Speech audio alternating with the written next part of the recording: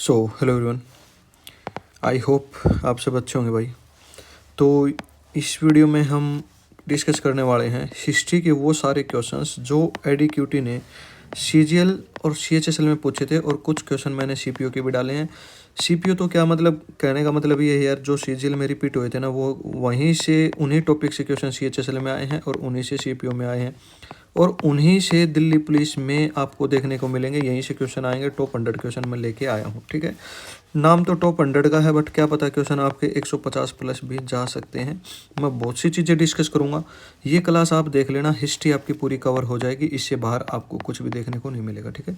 तो देखो, पहला क्वेश्चन हम डिस्कस करते हैं। अपना क्वेश्चन है, और आज मैं एक प्रॉपर वे में पीपीटी बना के लेके आया हूँ, ठीक है। किस प्राचीन शासक का प्रशासन अत्यधिक केंद्रित था, ठीक है। Which ancient rulers administration was highly centralize, किसका था, ठीक है। तो सबसे पहले मैं बात करता हूँ कि इसका आंसर, राइट आंसर हो जाएगा चंद्रगुप्त मौर्य का। चंद्रगुप्त मौर्य, एक मिनट रुको ना आप, थोड़ा सी पेन को मैं, ठीक है।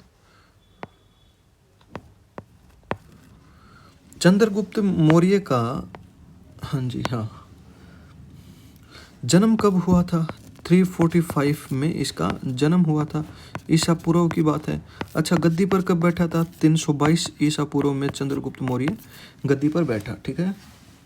अच्छा, फिर क्या था? एक व्यक्ति था सेल्यूकस निकटर। सेल्यूकस निकटर को किसने हराया था? चंद्रगुप्त मौर्य ने हराया था, ठीक है।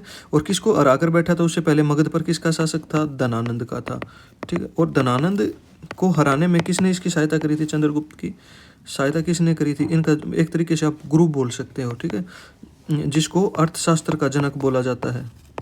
कमेंट करना किसको बोला जाता है, ठीक है। अर्थशास्त्र का जनक, उसने इसकी सहायता करी थी धनानंद को हराने में। अच्छा, तो बात कर रहा था मैं सेल्यूकस निकेटर की। सेल्यूकस निकेटर को हराया, ठीक है।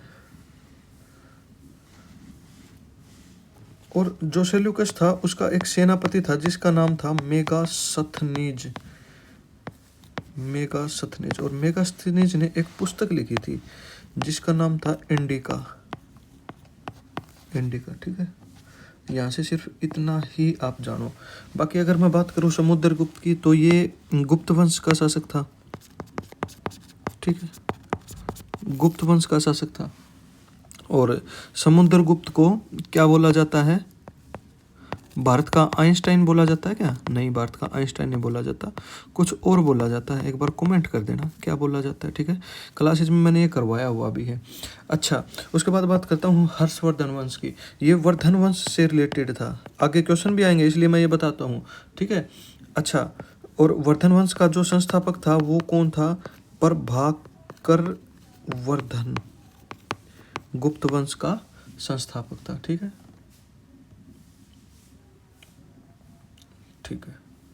चंद्रगुप्त में पुलकेशिन द्वितीय के बारे में थोड़ा सा बताऊं आपको, तो ये पुलकेशिन था ना, जो ये चालुक्य वंश से रिलेटेड था, ठीक है। ये चालुक्य वंश का शासक था, ठीक है।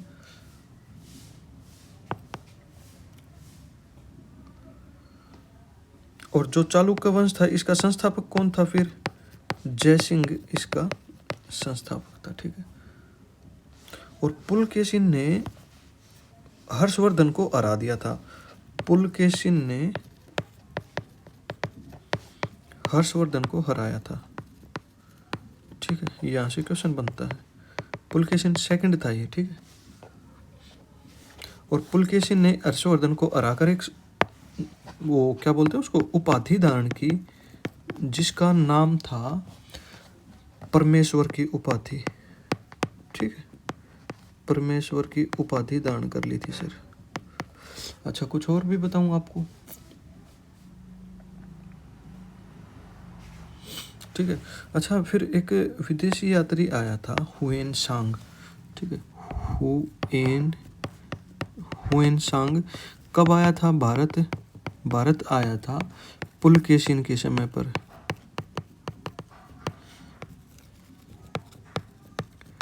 मैं भारत आया था, ठीक है। इतनी जानकारी इसके लिए काफ़ी है, ठीक है। चलो फिर आगे नेक्स्ट क्वेश्चन पे बढ़ जाएं। चलो, नेक्स्ट क्वेश्चन है हुमायूं का मकबरा। हुमायूं के मकबरे से रिलेटेड है ये, ठीक है। अच्छा, हुमायूं के मकबरे में के संदर्भ में निम्नलिखित कथनों पर विचार कीजिए। विचार करेंगे भाई बिल्कुल। हुमायूं का मकबरा पहला प्रमुख मुगल गार्डन टॉम्ब था और इसे ताजमहल की वास्तुकला को प्रेरित किया। ये बात इसकी बिल्कुल सही है, ठीक है। अच्छा, रीजन दूसरा है, इसमें 4 बाग उद्यान योजना और डबल डोम्स मकबरा का उपयोग किया गया जो बाद में मुगल वास्तुकला की पहचान बनी। तो कौन कौन से इसका राइट आंसर क्या हो जाएगा बताओ। ए और बी दोनों सत्य हैं, आर ए की सही व्याख्या है। इसका राइट आंसर हो जाएगा ए, ठीक है। जो ये है इसकी सही व्याख्या है। अच्छा, अब थोड़ी सी हुमायूं का जिक्र हुआ तो हुमायूं के बारे में थोड़ा सा पढ़ लें। हुमायूं के बारे में थोड़ा सा पढ़ लें। यहाँ पे हुमायूं क्या, मैं आपको पूरा बाबर के बारे में पढ़ा दूंगा यहाँ पे, ठीक है। अच्छा, तो हुमायूं से पहले मुगल वंश का संस्थापक कौन था? बाबर था। उसके बाद कौन आया? हुमायूं आया, ठीक है। अच्छा, हुमायूं गद्दी पर कब बैठा था? 1530 में हुमायूं गद्दी पर बैठा। अच्छा, उससे पहले मैं बाबर के बारे में बात करता हूँ। बाबर, देखो मैं इस पेन से लिख रहा हूँ क्योंकि पेज छोटा है, ठीक है। तो आप थोड़ा सा सुनने पे ज़्यादा बिलीव करना और जो लिख रहा है वो तो फिर आप देखते रहना, अच्छे से सुनना मतलब, ठीक है। अच्छा, बाबर के समय में युद्ध हुआ था पानीपत का प्रथम युद्ध। प्रथम युद्ध हुआ, प्रथम युद्ध हुआ और वो कब हुआ था? 21 अप्रैल को हुआ सर, 1526 में, ठीक है। और इसमें कौन हारा? इब्राहिम लोदी, ठीक है। और जो इब्राहिम लोदी था ना, वो ऐसा प्रथम शासक था उस समय का जो युद्ध क्षेत्र में मारा गया, ठीक है। युद्ध क्षेत्र में मारा गया प्रथम शासक था ये, ठीक है। अच्छा, उसके बाद युद्ध लड़ा बाबर ने, खानवा का युद्ध। खानवा का युद्ध में क्या हुआ सर? खानवा के युद्ध लड़ा गया भाई 17 अप्रैल को लड़ा गया, ठीक है। नहीं सॉरी, 1527 को लड़ा गया। 1527 को लड़ा गया था ये राणा सांगा और बाबर के बीच। बाबर ने एक और युद्ध लड़ा जिसका नाम था चंदेरी का युद्ध। चंदेरी का युद्ध, चंदेरी का युद्ध में क्या हुआ सर? चंदेरी का युद्ध लड़ा गया था 29 जून को। और कब लड़ा गया था सर? ये लड़ा गया था 1528 को, ठीक है। 1528 को ये युद्ध लड़ा गया। और ये किस किस के बीच लड़ा था? ये किस किस के बीच लड़ा था, एक बार बता सकते हो आप? ठीक है। अच्छा, चलो फिर आगे चलें।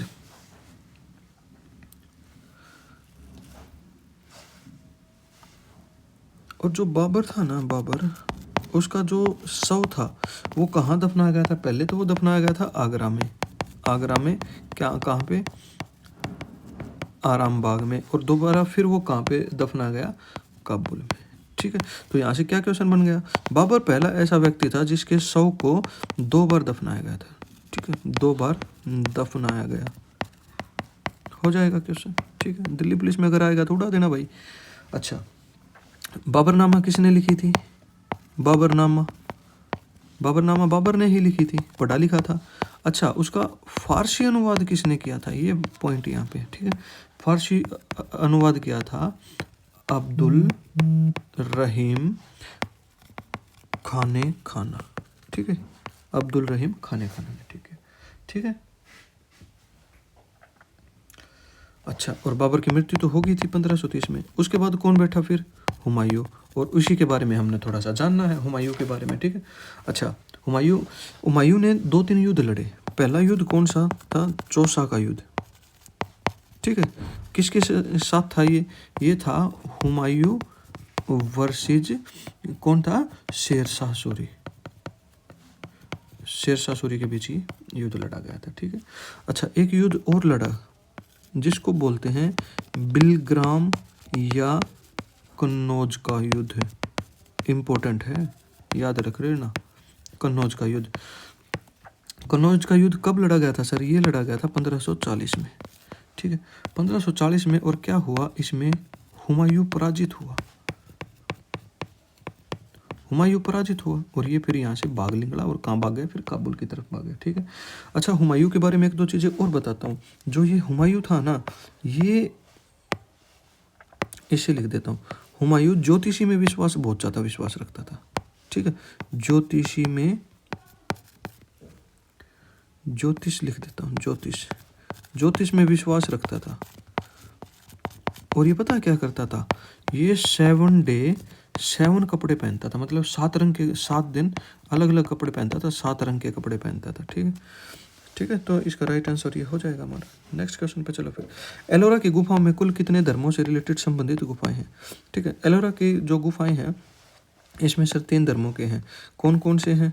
फर्स्ट वन बौद्ध धर्म से रिलेटेड है, जैन धर्म से रिलेटेड है एंड हिंदू धर्म से रिलेटेड है। हिंदू धर्म से, अच्छा हिंदू धर्म से रिलेटेड है तो फिर कुछ मैं आपको बताता हूँ। जो यूनेस्को का पता है ना सबको, यूनेस्को यूनेस्को यूनेस्को का हेडक्वार्टर कहाँ पे है? इसका है सर पेरिस में। पेरिस कहाँ पे है भाई? फ्रांस में है सर। अच्छा, और हाँ, और क्या था, बना कब था सर यूनेस्को? 1945 में यूनेस्को बना था। भारत की 44 साइट इसमें शामिल हैं और जो पहली साइट था ना वो अजंता और एलोरा की गुफा ही शामिल हुई थी 1983 में। ठीक है, मैं बताना आपको यही चाहता था यहाँ पे कि एलोरा की गुफा इसमें शामिल हुई थी। अच्छा, ये कहाँ पे है सर फिर? ये है सर महाराष्ट्र में, महाराष्ट्र में ही। ठीक है, अच्छा निर्माण किसने करवाया था इनका? निर्माण करवाया था राष्ट्रकूटों ने, राष्ट्रकूटों ने। अच्छा, राष्ट्रकूटों की बात आ गई तो राष्ट्रकूटों से काफ़ी सारे क्वेश्चन पूछता है एग्जामिनर। ठीक है यार, इस स्लाइड के ऊपर पेन नहीं समझ में आ रहा कौन सा चलेगा। अच्छा ठीक है, पेन ही नहीं समझ में आ रहा। अच्छा, तो फिर अभी क्या करें भाई? राष्ट्रकूटों के बारे में थोड़ा सा बता दूं आपको। जो संस्थापक था ना, संस्थापक वो था दंती दुर्ग। ठीक है, दंती दुर्ग था। और इनकी राजधानी कौन सी थी? ऊपर भी नहीं लिख सकते। राजधानी थी मान्यखेत, इनकी राजधानी थी। ठीक है, अच्छा एलोरा में एक कैलाश मंदिर का निर्माण करवाया था। कैलाश मंदिर का, कैलाश मंदिर का निर्माण सर किसने करवाया था? कैलाश मंदिर का निर्माण करवाया था कृष्ण प्रथम ने। ठीक है, कृष्ण प्रथम ने। ये कौन था? ये राष्ट्रकूट वंश का राजा था ये भी। ठीक है, अच्छा गुफाओं की बात थी तो गुफाएं कितनी है टोटल? वहाँ पे 34 गुफाएं हैं। ठीक है, अच्छा 1 से लेकर 12 तक बौद्ध गुफाएं हैं। ठीक है, अच्छा फिर 13 से लेकर 29 तक ये हैं हिंदू गुफाएं, हिंदू गुफाएं।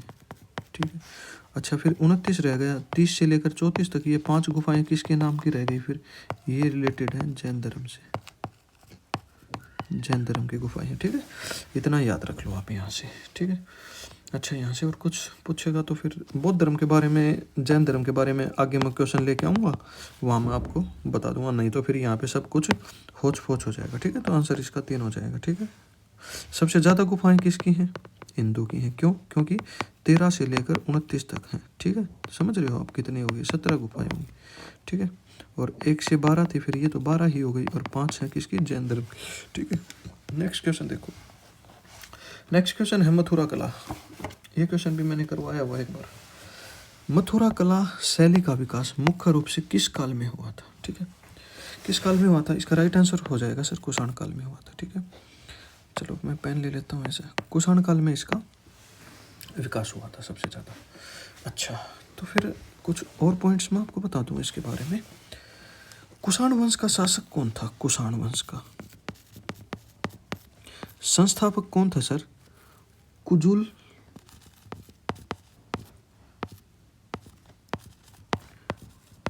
कडफिसेस इसका संस्थापक था। ठीक है, अच्छा कनिष्क ने जो सबसे इम्पोर्टेंट था ना वो था कनिष्क। ठीक है, और कनिष्क ने एक संवत चलाया था 78 ईसा पूर्व में, और उसका नाम था विक्रम संवत। ठीक है, सॉरी विक्रम संवत नहीं, शक संवत की स्थापना करी थी। ठीक है, अच्छा सर इनकी राजधानी कौन सी थी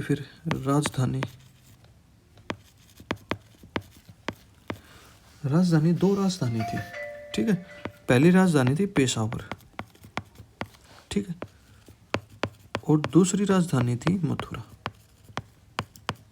ठीक है। और मथुरा कला के बारे में ही हमने जाना, ठीक है। अच्छा, कुषाणों के समय में कुछ काम हुए, मतलब कुछ इंपॉर्टेंट चीज पॉइंट्स हैं जो हमको याद रखने हैं। वो क्या है कि सर्वाधिक तांबे के सिक्के इन्हीं के समय में बने थे, ठीक है। सर्वाधिक तांबे के सिक्के कुषाणों के समय में बने थे, और तांबे सिक्कों से रिलेटेड बहुत क्वेश्चन पूछता है, ठीक है। अच्छा, कुछ और चीजें बताऊं आपको। एक व्यक्ति था चरक, चरक, और जो चरक था ना, ये वैद्य था, ठीक है। और ये किसके दरबार में रहता था? ये रहता था कनिष्क के दरबार में, ठीक है। और इसने एक पुस्तक लिखी थी जिसका नाम है चरक संहिता, ठीक है। यहां तक आप इतना करके जाओ कुषाण वंश के बारे में, ठीक है। चलो नेक्स्ट क्वेश्चन पे चलो फिर। नेक्स्ट क्वेश्चन है अपना मुगल वास्तुकला से रिलेटेड।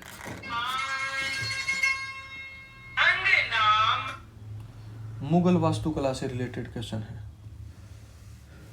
मुगल वास्तुकला में आप क्या देखोगे?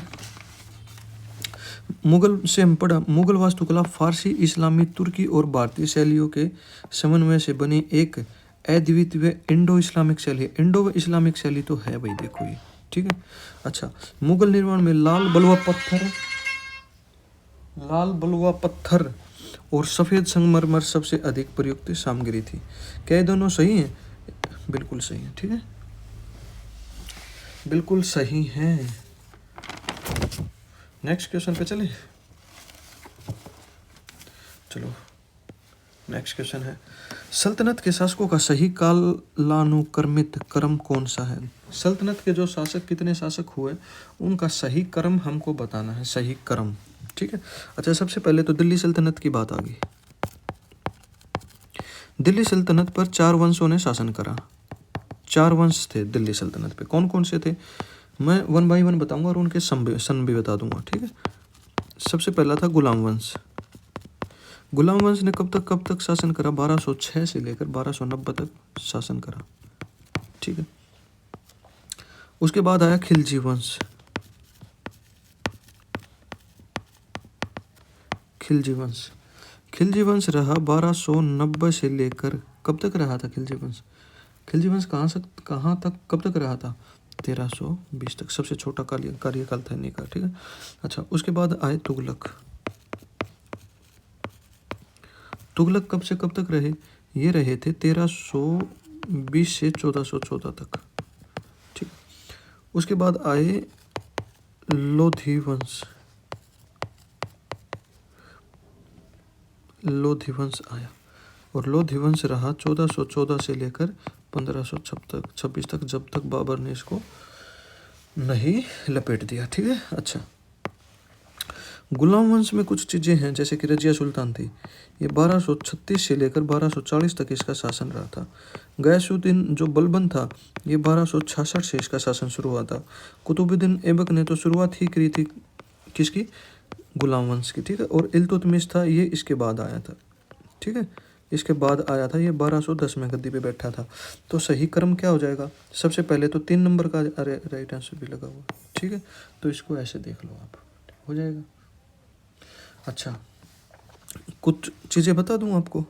जो ये कुतुबुद्दीन ऐबक है ना, इसको बोला जाता है लाख बकस, ठीक है। लाख बकस मतलब लाखों का दान देने वाला,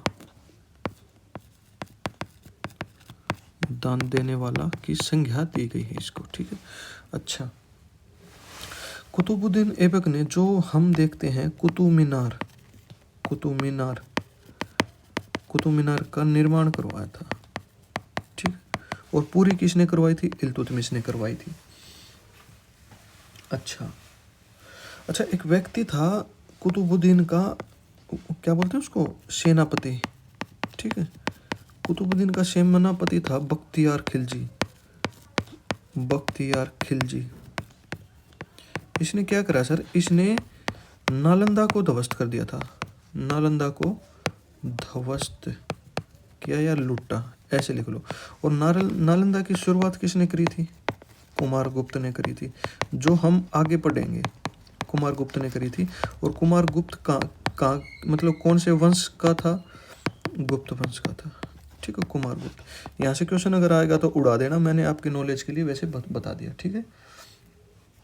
अच्छा, एक व्यक्ति था, बहुत इंपॉर्टेंट है यहाँ से, 1266, इसने लौह रक्त नीति चलाई थी। ठीक है। और इसने क्या मतलब कर दिया था, अपने जो भी दरबार में आएगा उसके लिए सिजदा और पैबोस। ठीक है, पैर चूमेगा और सिर झुकाएगा। ठीक है, किसके बल बन के, सॉरी किसके बल बन के। और ये खुद को मतलब किसको, अल्लाह का मतलब एक मैसेंजर बताता था कि वो लोगों के मैसेज को सीधा कहाँ तक पहुँचा देगा, अल्लाह तक पहुँचा देगा, भगवान तक पहुँचा देगा। ठीक है, ये इसके बारे में जान लो आप इतना। ठीक है, नेक्स्ट क्वेश्चन पे आते हैं। अभी नेक्स्ट क्वेश्चन हमारा, मुगल शासन में दीवान का मुख्य कार्य क्या होता था? दीवान कौन होता था? दीवान। ठीक है, सेना का दीवान। दीवान से रिलेटेड क्या हो सकता है? दीवान सेना का संचालन करता था क्या दीवान?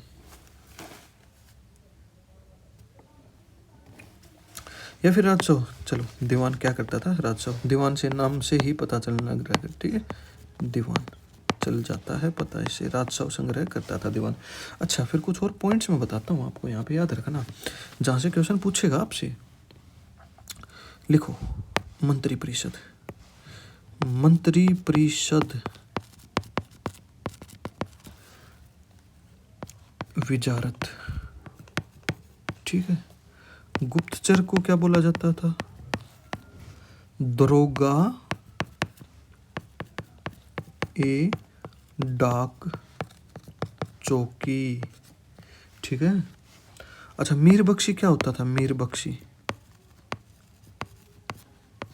मीर बख्शी ये सेना नायक होता था। ठीक है, आपने बहुत बार सुना होगा, उसने उसको काजी नियुक्ति किया था। तो काजी क्या होता है? न्याय प्रदान करने वाला। ठीक है, ऐसे लिख दो, करने वाला, ऐसे लिख देता हूँ। ठीक है, दीवान के बारे में बता ही चुका हूँ आपको। कौन सा राइट आंसर हो जाएगा? ये हो जाएगा। ठीक है, तो इतना काफ़ी है ना। चलो आगे। अच्छा, कुछ और भी है क्या? कुछ क्वेश्चन छूट रहे हैं बीच में। अच्छा, सिंधु घाटी सभ्यता में शवों का अंतिम संस्कार कैसे किया जाता था? संस्कार कैसे किया जाता था? सिंधु में समाधि में दफनाया जाता था, दाह संस्कार किया जाता। अग्निकुंड नहीं थे, कुंड का तो कोई मतलब नहीं, दाह संस्कार भी नहीं किया जाता और समाधि में दफनाया जाता था। ठीक है, क्योंकि सिंधु घाटी में ही शव वगैरह मिले थे, शव वगैरह नहीं मिले थे, शव। ठीक है। अच्छा, कुछ पॉइंट्स बताता हूँ यहाँ पे। जो सिंधु घाटी सभ्यता थी ना, उसमें तो दफनाया जाता था, बट मोहनजोदड़ो में क्या था? जलाया जाता था।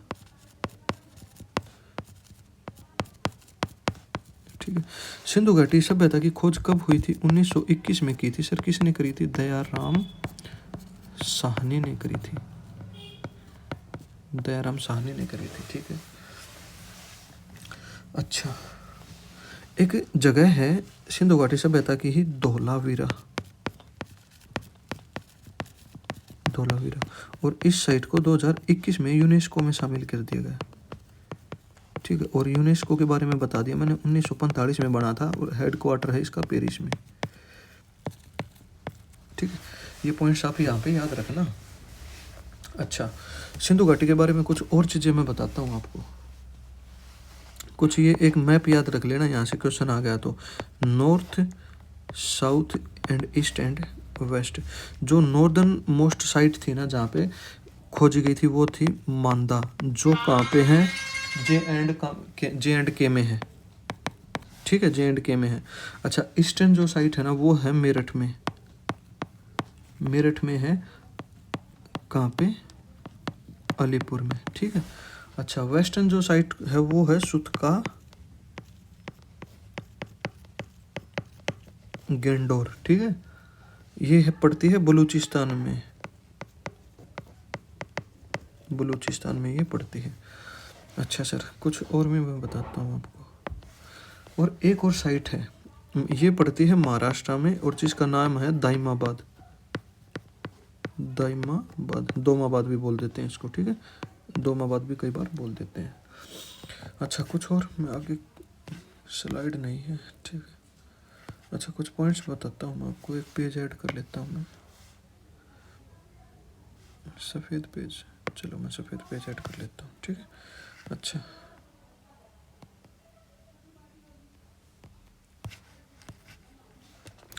यहाँ पे देख लो फिर, सिंधु घाटी सभ्यता का सबसे बड़ी इमारत कौन सी थी? इसकी जगह पे मैं ले लेता हूँ ये पेन। सबसे बड़ी इमारत, सबसे बड़ी इमारत कौन सी थी? स्नानागार थी, ठीक है। ऐसे लिखो इसको, स्नानागार सबसे बड़ी इमारत थी, ठीक है, स्नानागार। अच्छा, मन के बनाने के कारखाने कहाँ से मिले हैं फिर? मन के, इसको लिख दूं मैं, कारखाने कहाँ से मिले हैं सर? ये दो जगह से मिले हैं, एक तो मिले हैं लोथल से और दूसरे मिले हैं चनहूदड़ो से, चनहूदड़ो से, ठीक है। मुख्य फसल कौन सी थी इनकी? गेहूं और जो मुख्य फसल थी उस समय की, ठीक है।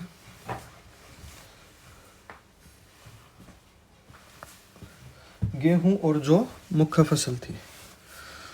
अच्छा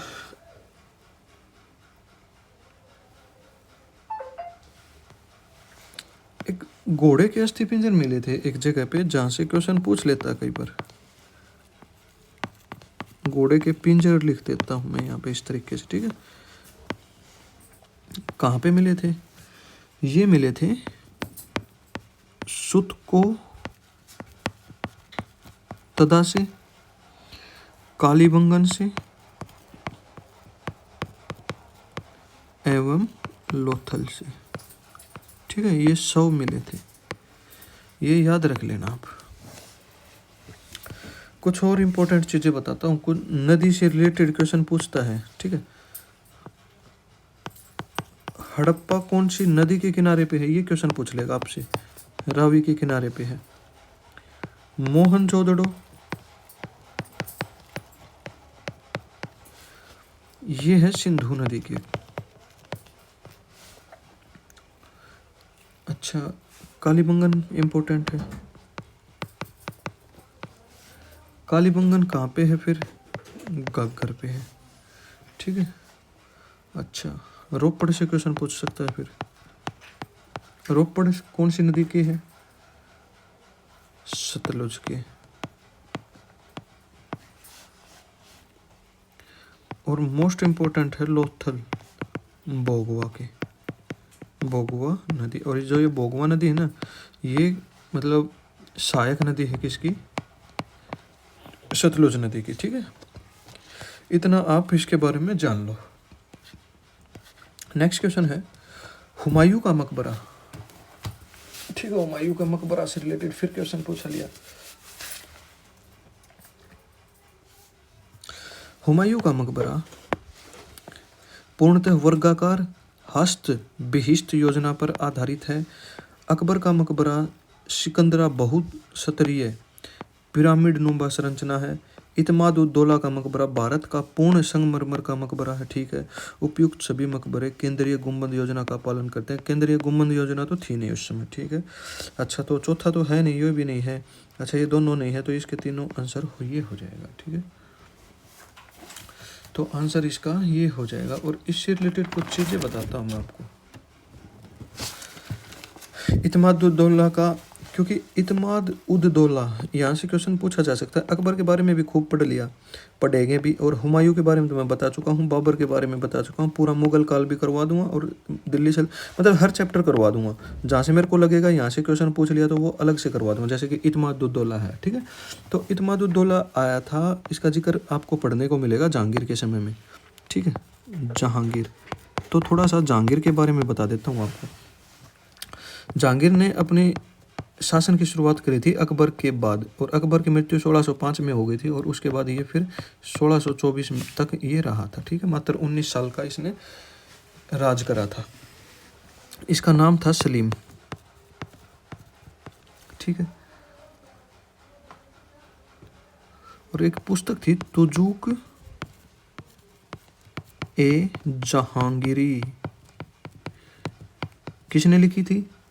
मोतियाबिंद खान ने। मोतियाबिंद खां, इसने ये पुस्तक लिखी थी। अच्छा, और जहांगीर ने ही मृत्यु करवा दी थी किसकी? सिखों के 5वें गुरु की। 5वें गुरु का नाम क्या था? गुरु अर्जुन था। क्यों करवा दी थी? क्योंकि इसने खुसरो की मदद करी थी। ठीक है, खुसरो की मदद करी थी, इसलिए इसने इसकी हत्या करवा दी। अच्छा, इसके समय में एक कोई मेहरुनिशा का जिक्र पढ़ा होगा आपने। मेहरुनिशा, मेहरुनिशा मैं वैसे लिख देता हूँ क्योंकि पूरा टॉपिक है, ऐसे लिख देता हूँ। ठीक है, मेहरुनिशा। मेहरुनिशा को क्या बोला जाता था? नूरजहां। ठीक है, नूरजहां की उपाधि दान दी थी इसको। ठीक है, अच्छा, और ये पुत्री थी किसकी? मिर्जा गयास बेग की। गयास बेग की। और जो ये मिर्जा गयास बेग था ना, इसी को उपाधि दी थी एक इत्माद उद दौला की। किसने दी थी? जहांगीर ने दी थी। ठीक है, और इसी का मकबरा किसने बनवाया था? क्योंकि ये इसकी बेटी हो गई इत्माद उद दौला की, क्योंकि इसको ये इत्माद उद दौला से नाम से ही जानो अभी। ठीक है, अभी मैं इसको थोड़ा सा अच्छे से लिख देता हूँ। इत्माद उद दौला, एक मिनट।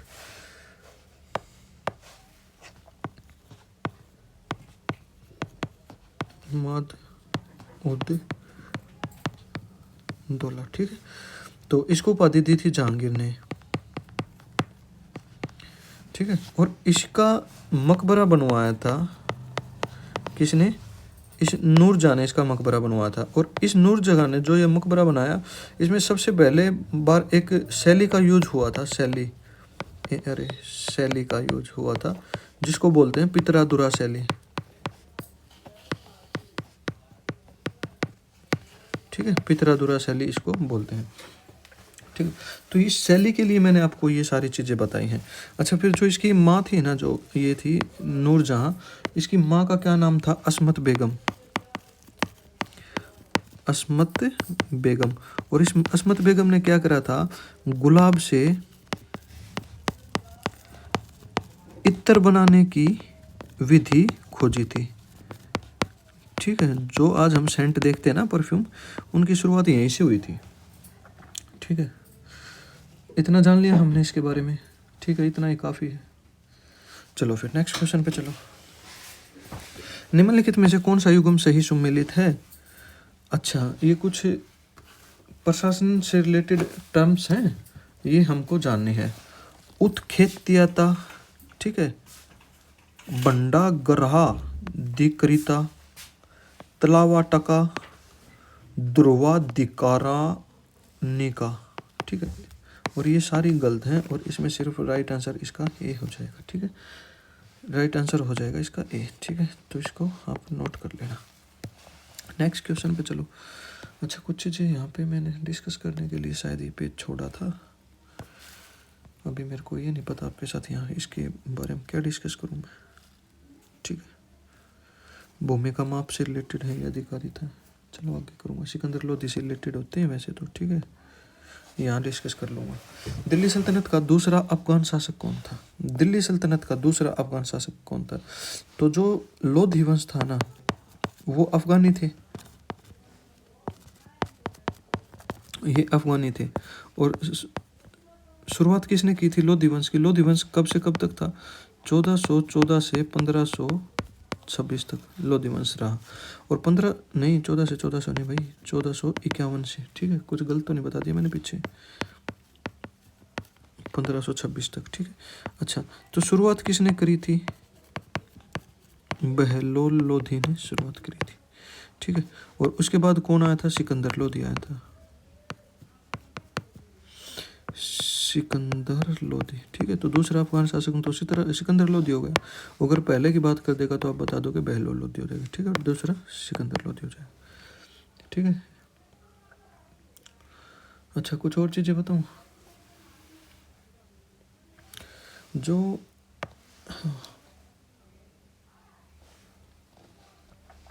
सिकंदर लोधी ने कुछ काम करे थे। सिकंदर लोधी की कहाँ पे गए? ये रहा सिकंदर लोधी। सिकंदर लोधी ने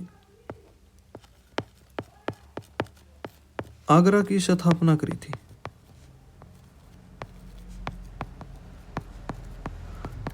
कब करी थी? 1504 में। ठीक है। सिकंदर लोधी एक मतलब राइटर भी था, और जो कौन सी लिपि का यूज करता था? गुलरुखी,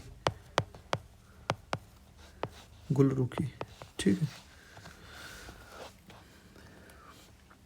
इस शीर्षक से, गुलरुखी शीर्षक से क्या लिखता था?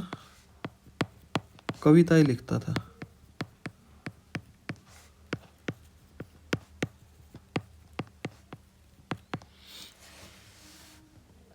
ठीक। और सिकंदर लोधी ऐसा व्यक्ति था, ऐसा राजा था जो हिंदू त्योहारों में भाग लेता था, जैसे कि होली में। ठीक है, हिंदू त्योहारों में ये भाग लेता था।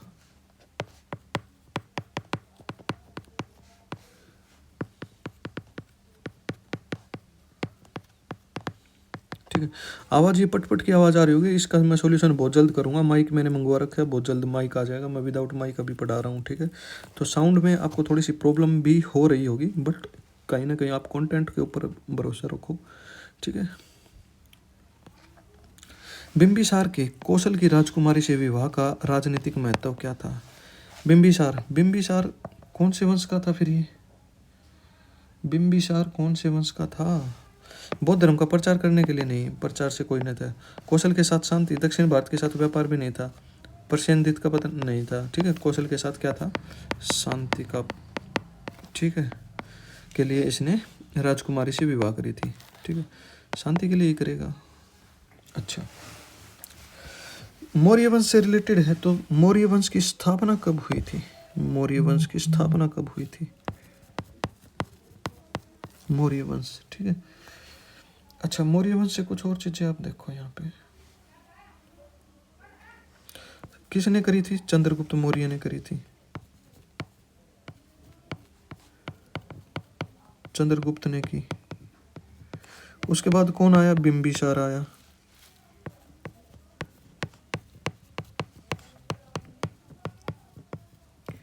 बिंबिसार बैठा गद्दी पे। ठीक है। और जो बिंबिसार है ना, इसको बोला जाता है अमित्रघात नाम से जाना जाता है। अमित्रघात।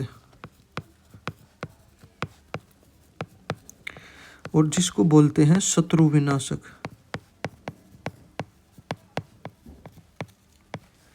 के नाम से जाना जाता है बिंबिसार को। ठीक है। अच्छा, उसके बाद फिर आया कौन? अशोक आया। और अशोक को हम शिलालेख, मतलब अरे शिलालेख के कारण जानते हैं। ठीक है। और कब गद्दी पर बैठा? 269 में। और 261 में क्या हुआ? कलिंग युद्ध भी हुआ था इसी के समय में। ठीक है। और अशोक अपने शासन के 10वें वर्ष कहाँ गया? ये चीज़ पूछ सकता है आपसे। बौद्ध गया, क्योंकि बौद्ध धर्म अपना लिया था इसने।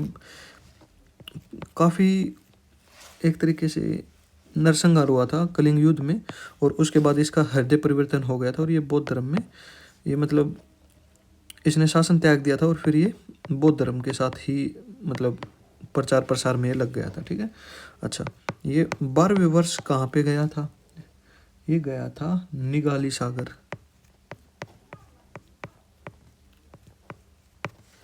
सागर ये गया था। ठीक है। अच्छा, 20वें वर्ष कहाँ पे गया फिर ये? खूब यात्राएं करी लुम्बिनी में। ठीक है, जहाँ पे महात्मा बुद्ध ने क्या करा था? कमेंट करना एक बार। ठीक है। नेक्स्ट क्वेश्चन है आपका, निम्नलिखित ऐतिहासिक संरचनाओं को उनके निर्माण पूर्णता के कालानुक्रमित क्रम सबसे पहले सबसे बाद में व्यवस्थित कीजिए। ठीक है, ये व्यवस्थित करने हैं आप लोगों ने। बीच में कुछ चीज़ें छूट गई हैं भाई। ठीक है, कुछ चीज़ें छूटी हैं बीच में। चलो आगे जब भी क्वेश्चन आएगा तो मैं आपको बताऊंगा। वैसे तो क्वेश्चन आए भी नहीं अब तक। ठीक है, क्योंकि मैंने प्रॉपर चीज़ें लिख के ले के आया हूँ मैं आपके लिए। ठीक है, चलो नेक्स्ट क्वेश्चन। चलो एक बार बाद में देखेंगे, अगर कुछ छूटता तो मैं वैसे बता दूंगा आप लोगों को। ठीक है, अच्छा ये क्वेश्चन भी डिस्कस कर लिया, ये भी हो गया, ये भी हो गया। ठीक है, अच्छा नेक्स्ट ये भी हो, अच्छा इसके ऊपर है। ठीक है, इसके ऊपर है अभी हम। चलो फिर, कौन सा कब बना था? रेड फोर्ट दिल्ली कब बना था? ये 1638 में से लेकर 1648 तक 10 साल में ये पूर्ण हुआ था। और ये किसने बनवाया था? शाहजहां ने बनवाया था। ठीक है, अच्छा जहांगीरी महल ओरछा कहाँ पे है? मध्य प्रदेश में है। ठीक है, मध्य प्रदेश में है और ये 16वीं सदी में बनवाया था। अच्छा, कौन रह गया फिर? आगरा फोर्ट, ये किसने बनवाया था? अकबर ने बनवाया था। ये कब बना था? 1565 से लेकर ये बना था 1573 तक। तो इसको अरेंजमेंट कर दोगे आप इसका, कौन पहले बना था कौन बाद में बना था? ठीक है, अच्छा ये दो बार क्वेश्चन आ गया। ठीक है, 2 बार आ गया क्वेश्चन। चलो नेक्स्ट क्वेश्चन देखो, which Rashtrakuta king defeated Parantaka first of the Chola dynasty? ठीक है, चोल राष्ट्रकूट के बारे में मैं बता चुका आपको। किस राष्ट्रकूट राजा ने चोल वंश के परंतक प्रथम को हराया था? ठीक है, पराजित किया था, किसने हरा? अरे भाई ठीक है, कृष्ण तृतीय ने इसको हराया था, परंतक को। अच्छा, तो परंतक था चोल वंश से। चोल वंश हेडिंग लगा लो, थोड़ा सा चोल वंश के बारे में जान लो अगर क्वेश्चन आ गया तो। ठीक है, संस्थापक कौन था? संस्थापक था इसका विजयालय। ठीक है, कब शुरुआत की थी? 1850 से 850 से 87 तक ये विजयालय शासन किया इसने। ठीक है, इसने धारण की थी नरकेसरी की उपाधि। नरकेसरी की उपाधि धारण की थी। अगले पेज पे बताता हूँ सारा। ठीक है, और इसने विजयालय ने एक मंदिर बनवाया था। मंदिर का नाम था निशुंभ सुदेनी। निशुंभ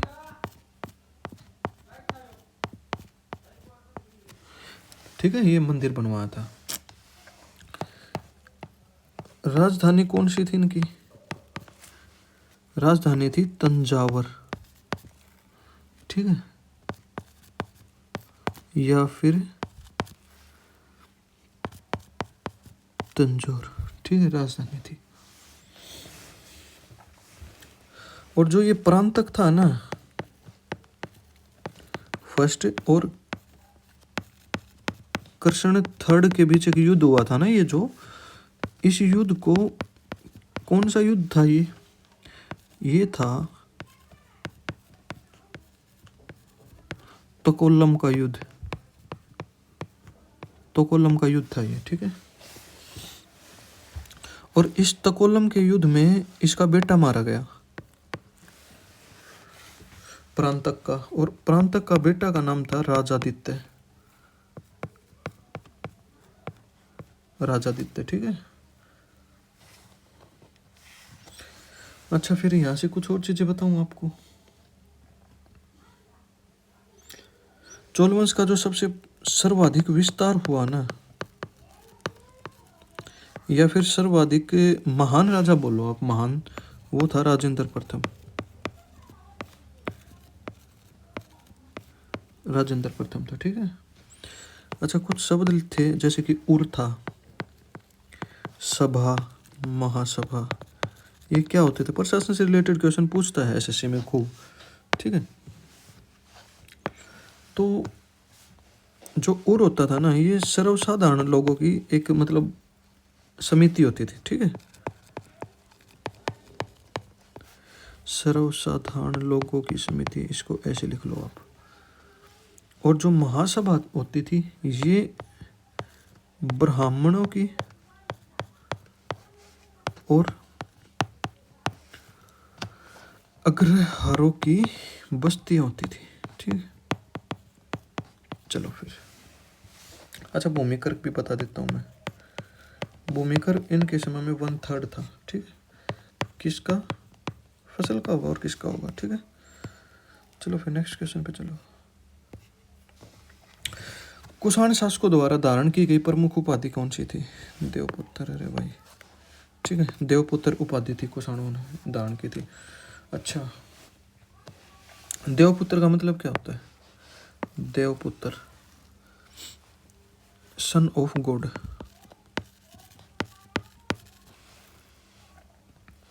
कहाँ से पता चला? सिक्कों से और अभिलेखों से हमको पता चलता है इसका, ठीक है। अच्छा, इन्होंने कहाँ से ये कॉपी किया होगा फिर?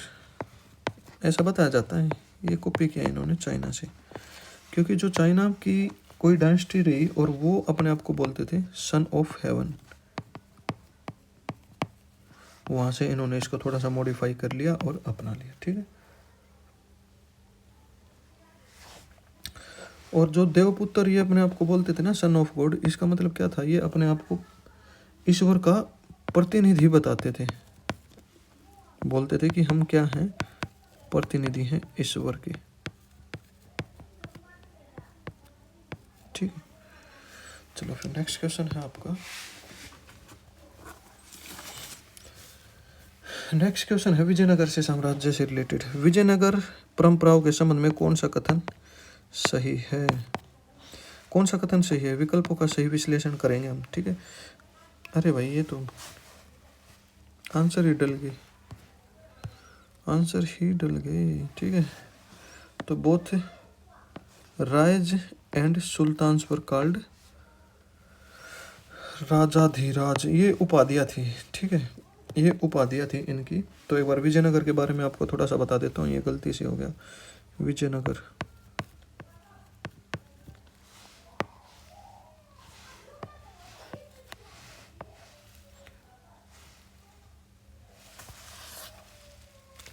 विजयनगर,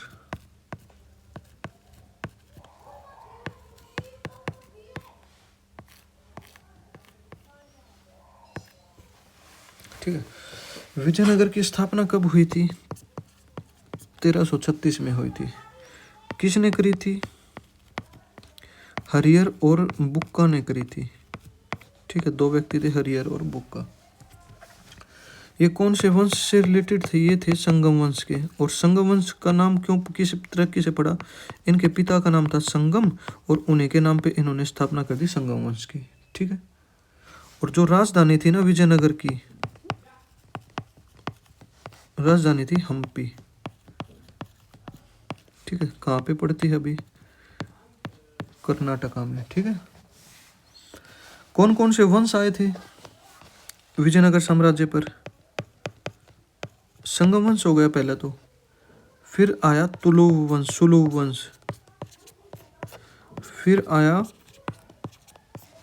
तुलुव वंश, देन आया अराविडु वंश, ठीक है। ये वंश इसके यहाँ पे रहे। अच्छा, और जो हम यहाँ पे डिस्कस करा ना, ये हरिराज, सॉरी राजाधिराज, राजाधिराज की उपाधि पता है किसने दान करी थी? ये करी थी हरिहर सेकंड ने, ठीक है। हरिहर फर्स्ट तो ये हो गया, हरिहर सेकंड ने ये उपाधि दान करी थी। अच्छा, कुछ और बताता हूँ यहाँ पे। इसके समय पे एक व्यक्ति आया था इटली का, इसका नाम था निकोला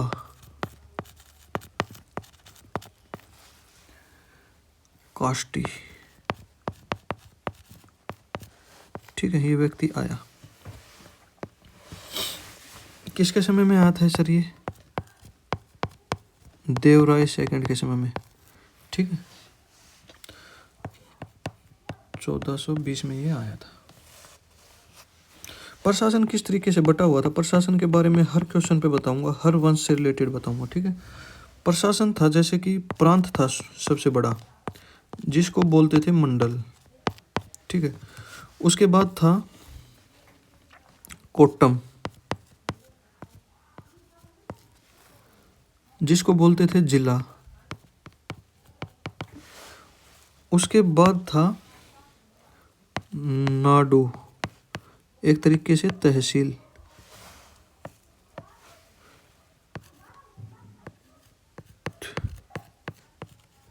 तहसील। और उसके नीचे था फिर क्या, उरु, और इसको बोलते थे ग्राम, ठीक है। इस तरीके से ये था।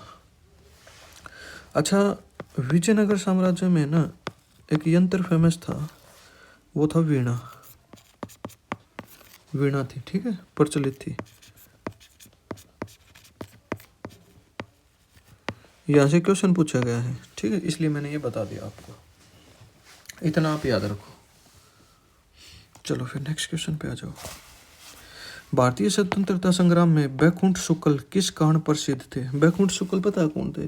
बैकुंठ शुक्ल को 1934 में फांसी दे दी गई थी। क्यों? क्योंकि इसने एक व्यक्ति की हत्या कर दी थी, सरकारी गवाह अप्रूव की हत्या कर दी थी, और उसका नाम था क्या, फणीश्वर नाथ, ठीक है। उसकी हत्या कर दी थी। क्यों? वो जब सैंडर्स की हत्या हुई थी उस समय ये सरकारी गवाह बन गया था, ठीक है, सरकारी गवाह बन गया था, इसलिए इसकी हत्या कर दी थी। यहाँ पे समझाऊँ सारा, ठीक है, 1934 में हत्या कर दी थी। अच्छा, फिर अभी स्वतंत्रता संग्राम की बात आई, तो यहाँ से स्वतंत्रता संग्राम कुछ आपको बता देता हूँ क्वेश्चन।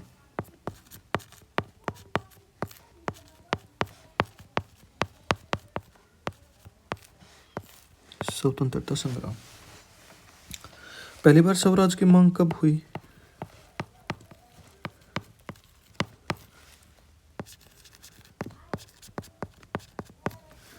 मांग की थी किसने? 1907 में की थी, और दादा भाई ने की थी, ठीक है। अच्छा, 1931 में मौलिक अधिकारों की थी, फंडामेंटल राइट्स लिख देता हूँ, ठीक है। अच्छा, और 1907 में कांग्रेस गरम और नरम दल में विभाजित हो गई थी, ठीक है। 1905 में बंगाल का विभाजन हुआ था, ठीक है, और इसको शोक डे के नाम से मनाया था, ठीक है। शोक डे में इसको लिख देता हूँ। और जब इसका बंगाल का विभाजन हुआ, वो उसी कुछ दिन बाद 16 अक्टूबर 1905 को स्वदेशी आंदोलन की घोषणा हुई थी, ठीक है। और इस स्वदेशी आंदोलन को आंध्रा के जो डेल्टा क्षेत्र थे ना, उसमें वंदे मातरम आंदोलन से जाना जाता, आंदोलन के नाम से जाना गया था इसको, ठीक है। अच्छा सर, कुछ और जाना है फिर इसके बारे में? 1928 में साइमन कमीशन भी आया था भाई, ठीक है, साइमन कमीशन। और इसी समय लाला लाजपत राय की इसके विरोध हो रहा था, और लाला लाजपत राय की हत्या हो गई थी इस टाइम पे लाठीचार्ज के कारण, लाजपत राय, ठीक है, मृत्यु हो गई थी, मृत्यु लिख देता हूँ ऐसे, ठीक है। अच्छा, कुछ दो पार्टियां थी जिसने साइमन कमीशन का विरोध नहीं किया था, और वे पार्टी थी, एक तो थी जस्टिस पार्टी,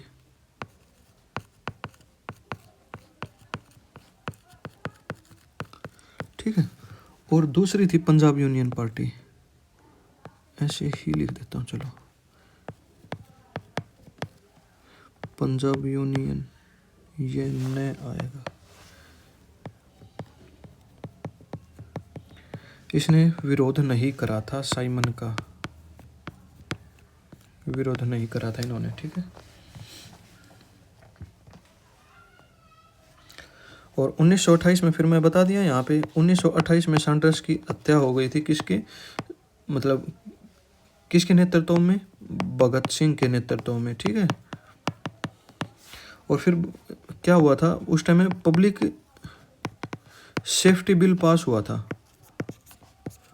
और इसके विरोध में क्या करा? भगत सिंह ने असेंबली में बम भगा दिया, ठीक है। और उस समय असेंबली अध्यक्ष थे, असेंबली अध्यक्ष ऐसे लिख देता हूं मैं, विट्ठल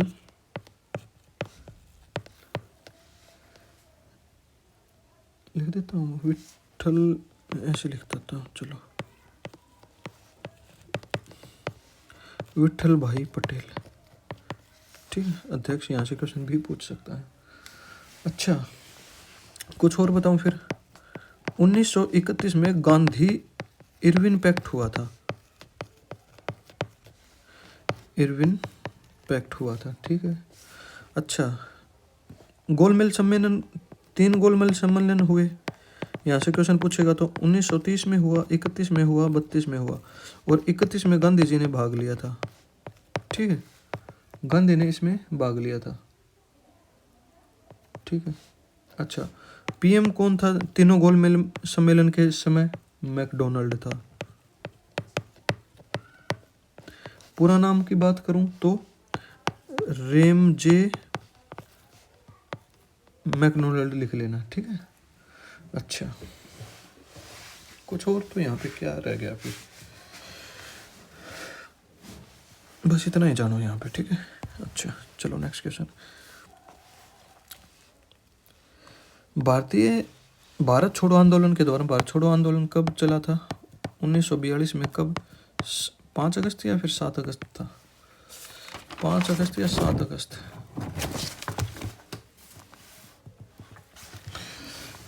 1 अगस्त को, ठीक है। 1 अगस्त 1942 को ये प्रभावी हो गया था, ठीक है।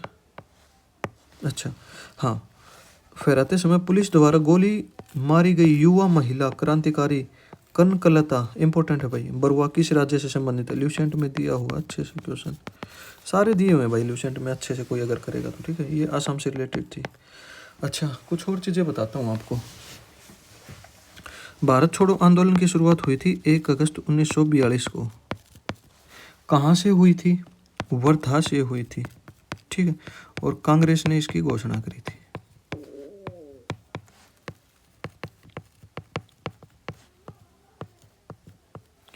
कांग्रेस ने घोषणा कर दी, ठीक है। और इसी समय गांधी जी ने कहा था या तो कर जाओ या फिर मर जाओ, तो नारा दिया करो या मरो, ठीक है, करो या मरो।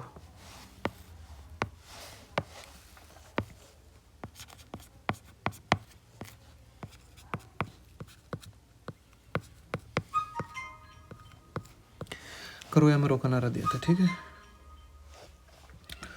अच्छा, जब ये चलाया ना ये आंदोलन भारत छोड़ो, उस समय क्या हुआ? अंग्रेजों ने क्या चलाया? ऑपरेशन जीरो, मतलब जीरो कर दो सब कुछ को, इनका कुछ सक्सेसफुल नहीं होने देना, मतलब शुरुआत से पहले ही। तो कुछ क्या हुआ, कुछ जो नेता थे ना इम्पोर्टेंट, गांधी जी थे, सरोजनी नायडू थी, ठीक, और कस्तूरबा गांधी। एक मिनट, मेरी राइटिंग थोड़ी ज़्यादा अच्छी है, मेरे को खुद नहीं समझ में आती।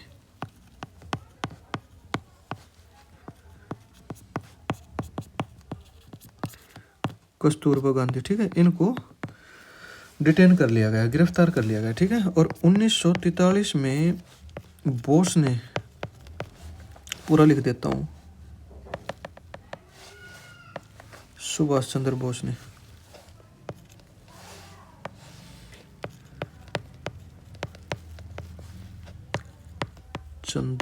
ने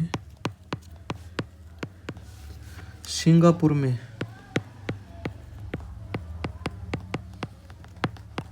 आज़ाद हिंद फौज की स्थापना करी थी?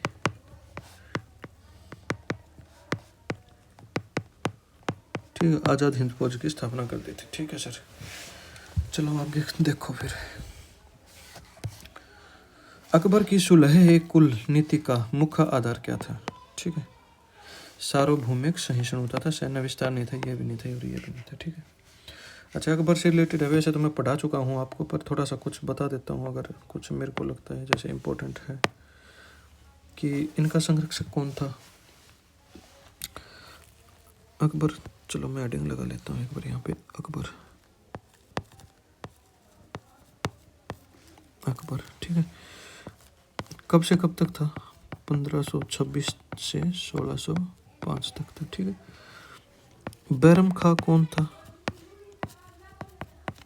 संरक्षक था। ठीक है, इनके समय में एक युद्ध हुआ था, पानीपत का युद्ध का सेकंड युद्ध। ठीक है, कब हुआ था? 5 नवंबर 1556 को हुआ था। ठीक है, किस किस के बीच हुआ था?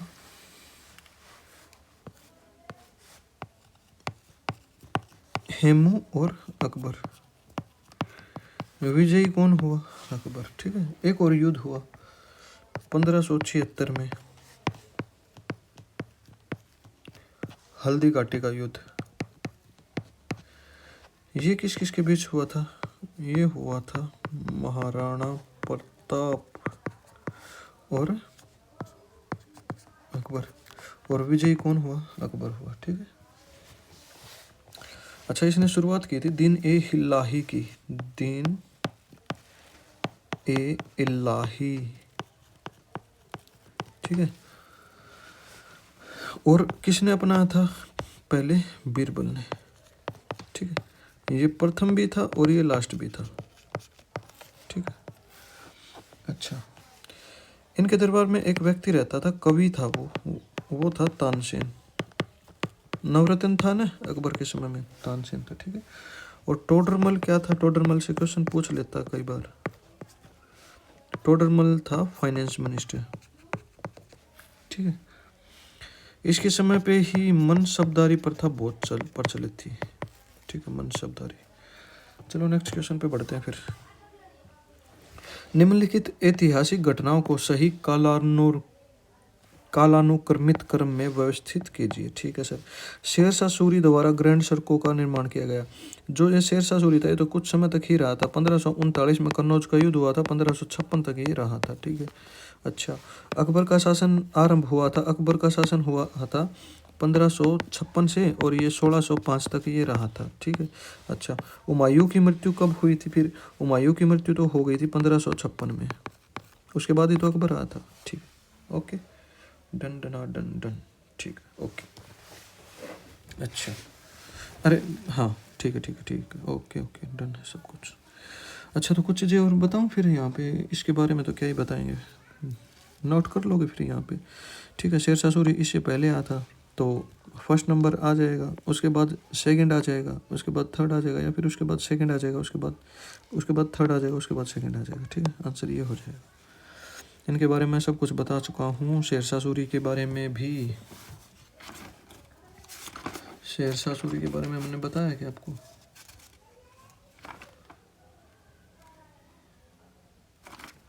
शेरशाह सूरी।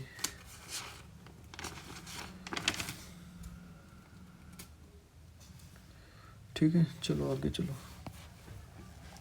ऋग्वेद के संदर्भ में संहिता का सही अर्थ क्या है? संहिता का अर्थ होता है मतलब एक तरीके से चीज़ों को मतलब एक अच्छे तरीके से संगठित रखना। ठीक है, प्रत्येक मंत्र की व्यवस्था नहीं है, मंत्रों का गद्य रूप में संकलन, मंत्रों और सूक्तों का व्यवस्थित संकलन। ठीक है, व्यवस्थित संकलन। ठीक है, यज्ञ विधि का ये ऐसा नहीं है।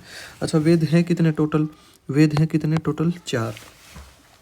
अच्छा सबसे प्राचीन वेद कौन सा है? ऋग्वेद। ठीक है, सबसे बाद का वेद कौन सा है? अथर्ववेद। अच्छा 4 वेद हैं, फिर मैं बता देता हूँ आपको। सामवेद, यजुर, ठीक है यजुर्वेद, अच्छा उसमें फिर है अथर्ववेद। ठीक है, अच्छा यजुर्वेद में रिलेटेड है, यज्ञ से रिलेटेड है। सामवेद है गायन से, एक मिनट, गायन ऐसे लिख देता हूँ मैं, गायन से रिलेटेड है। टोटल मंडल कितने हैं इसमें? 10 है, ठीक है। अच्छा, सबसे बड़ा मंडल कौन सा है? सबसे बड़ा मंडल आगे पेज है क्या? नहीं है। सबसे बड़ा मंडल 10वां मंडल है, ठीक है। इसी में क्या क्या है? 10वें मंडल में ही, ठीक है, 10वें मंडल में ही 4 वर्णों का जिक्र है। 4 वर्ण होंगे 10वें मंडल में ही है ये सारी चीजें, ठीक है। अच्छा, संहिता का अर्थ क्या होता है? संग्रह, मैं बता चुका हूँ, ये संकलन संग्रह। अच्छा, उसके बाद कुछ और चीजें बता दूँ। हाँ, जो अथर्ववेद है ना, इसमें जादू टोना के बारे में है, ठीक है। जादू टोना, टोना, ठीक है, ऐसी चीजें हैं, ठीक है। इतना ही है, और क्या। अच्छा, 1028 सूक्ति हैं, ठीक है। और मंडल किस में विभाजित था? वो सूक्तियों में विभाजित था, ठीक है। यही है। चलो फिर नेक्स्ट क्वेश्चन देखो। फिर मौर्य काल में उल्लेखनीयता किससे संबंधित अधिकारी था? ठीक है, ये मौर्य साम्राज्य के बारे में मैं बता चुका हूँ, चंद्रगुप्त ने शुरुआत करी थी, ठीक है। गुप्त साम्राज्य से रिलेटेड क्वेश्चन आएगा, गुप्त से। भाई ये तो मौर्य है, गुप्त के बारे में मैंने बहुत कम क्वेश्चन थे, ठीक है। चलो आगे डिस्कस कर लेंगे, कोई आएगा तो, नहीं तो फिर बता दूंगा आपको। अच्छा, ये क्या था? उत्खेतीयता क्या होता था? ये मंदिर का पुजारी होता था? नहीं होता था। न्यायिक अधिकारी होता था? नहीं होता था। पुलिस भी नहीं होता था। पुलिस भूमि का माप व सर्वेक्षण करने वाला व्यक्ति को, भूमि को जो मापता था और इंस्पेक्शन करता था, उसको बोलते थे, ठीक है। अच्छा, यहाँ से कुछ क्वेश्चन बताता हूँ आपको। कोई कुछ वर्ड हैं जैसे कि बांडा, गाराधिकार, तो बोलने भी प्रॉब्लम होती है इसमें। तो इसका क्या मतलब होता है? इसका मतलब होता है कोषाधिकार, जो कोष को संभालता है, ठीक है। कोषागार प्रभारी, ठीक है। बागा क्या होता है? या फिर बाग, इंग्लिश में बोलेंगे तो बागा, मतलब जो भूमि कर होता था एक प्रकार से ये, और ये 1/4 से लेकर 1/6 वसूला जाता था फसल का, ठीक है। समाहर्त क्या होता था?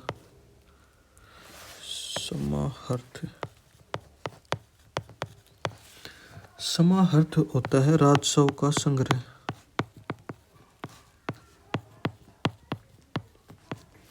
ठीक है। राज्यपाल कौन होता था? राज्यपाल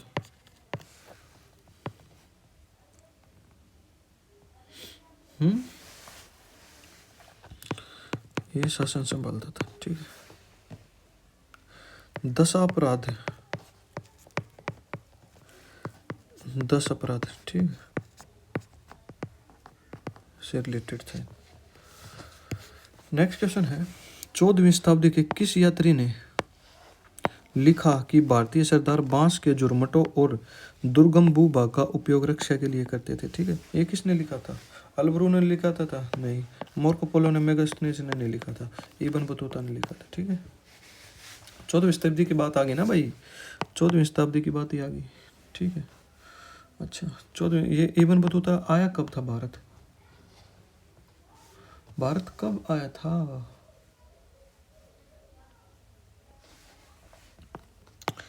1333 में आया था क्या? एक बार बताना, एक बार बता देना मेरे को, कई चीजें याद नहीं रहती, ठीक है। चलो देखो, इब्न बतूता तुगलक के समय पे आया था, ठीक है, और ये आया था मोहम्मद तुगलक, मोहम्मद तुगलक के समय। और मोहम्मद तुगलक था ना, ये बहुत पढ़ा लिखा था, इनको पुस्तकों का ज्ञान तो था, मतलब एक तरीके से किताबी ज्ञान जिसको बोलते हैं वो तो था, बट ये प्रैक्टिकल नहीं था, प्रैक्टिकल नॉलेज नहीं थी इसको, और इसकी बात को कोई समझता नहीं था, क्योंकि सभी को प्रैक्टिकल नॉलेज थी और ये किताबी नॉलेज के ऊपर ज़्यादा नॉलेज देता था कि राजधानी को वहाँ ले जाओ। और जितने भी काम इसने करे, जैसे कि इसने तांबे की मुद्रा लेके आया, तो घर घर में तांबे के बर्तन होते थे, लोगों ने मुद्रा बनानी शुरू कर दी घर में, ठीक है। और इसने राजधानी दक्षिण की तरफ ये ले गया। तो ये सारी चीज़ें इसकी फेल हुई, जिसके कारण इसका प्रशासन बुरी तरह से फेल रहा। तो उस समय फिर आया इब्न बतूता, ठीक है। इब्न बतूता आया और इब्न बतूता भी पढ़ा लिखा था, और इसके साथ अच्छा मेल जोल हुआ। और मतलब इसने क्या करा, खुश होकर इससे, क्योंकि ये इसकी बातों को समझता था, ये भी खूब पढ़ा लिखा था, और इसने इसको दिल्ली का काजी नियुक्त कर दिया, ठीक है। दिल्ली का काजी नियुक्त किया। और मैंने पहले बताया है कि काजी क्या होता था, बताना एक बार, ठीक है। बहमनी साम्राज्य कब शुरुआत हुई थी, ठीक है। किसने शुरुआत करी थी, हसन गंगू बहमनी ने, ठीक है। यहाँ से अगर क्वेश्चन पूछेगा तो उड़ा देना, ठीक है। चलो नेक्स्ट क्वेश्चन देखो फिर।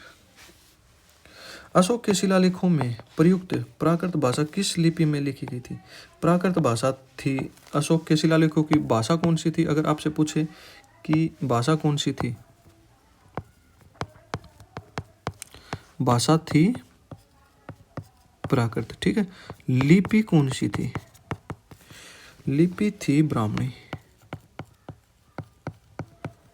ठीक है, ब्राह्मणी लिपि थी। शिलालेख जो थे वो कहाँ कहाँ से मिले थे और कौन कौन सी लिपि में थे, ये मैं आपको थोड़ा सा बता देता हूँ। जो नॉर्थ वेस्ट से मिले ना, वो थे सारे खरोष्टी में, ठीक है। अच्छा, और जो अफगानिस्तान से मिले हैं, अफगानिस्तान से मिले, वो मिले ग्रीक और अरमाइक में। और ये ग्रीक और अरमाइक लिपि होती है ना, ये एक डेड लैंग्वेज होती है,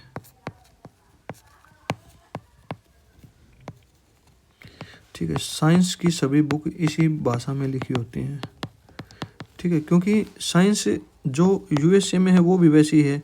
अगर इंग्लिश की बात होगी ना, तो यूएसए में अलग होगी, यूके में अलग होगी, इंडिया में अलग होगी, ठीक है। तो अलग अलग रहती है। बट जो अगर डेड लैंग्वेज है ना, इसका मतलब ये होगा कि यूएसए में भी सेम रहेगी, यहाँ पे भी सेम रहेगी, और इंडिया में भी सेम रहेगी, और बाकी सभी कंट्रीज में सेम रहेगी, ठीक है। इसका मतलब ये होता है। अच्छा, जो इसने अशोक ने शिलालेख छपवाए थे, शिलालेख या फिर अभिलेख, इनका उद्देश्य क्या था, उद्देश्य क्या था इसका, उद्देश्य था धर्म का प्रचार, ठीक है। उद्देश्य था, मुख्य उद्देश्य। नेक्स्ट क्वेश्चन है, मौर्यकालीन प्रशासन में मंडल को किस में विभाजित किया गया था। ये पूरा मैंने यहाँ पे लिख दिया है, सही उत्तर इसका।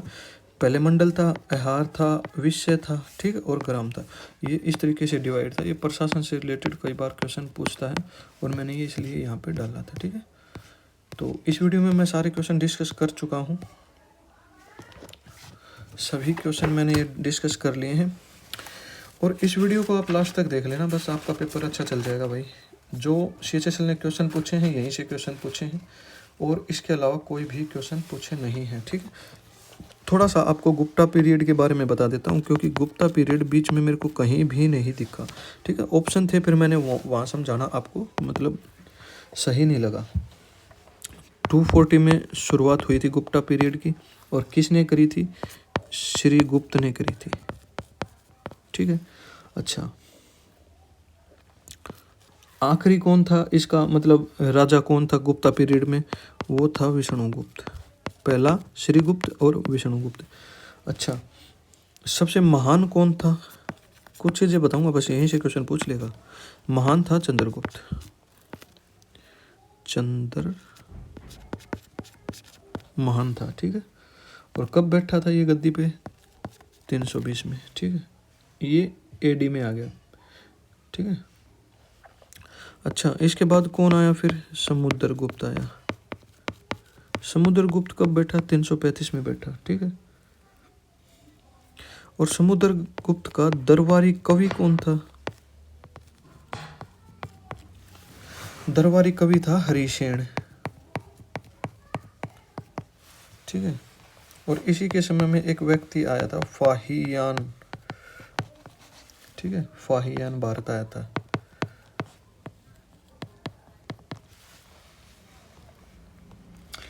उसके बाद जो इम्पोर्टेंट रहा वो रहा चंद्रगुप्त सेकंड। ठीक है, इसके दरबार में भी 9 विद्वान रहते थे। ठीक है, उनमें से एक था कालिदास। अच्छा, कुछ और क्या बताऊं। इसके बाद फिर कुमारगुप्त भी आया। कुमारगुप्त, और कुमारगुप्त ने ही स्थापना करी थी नालंदा की। ठीक है, ये क्वेश्चन पूछे।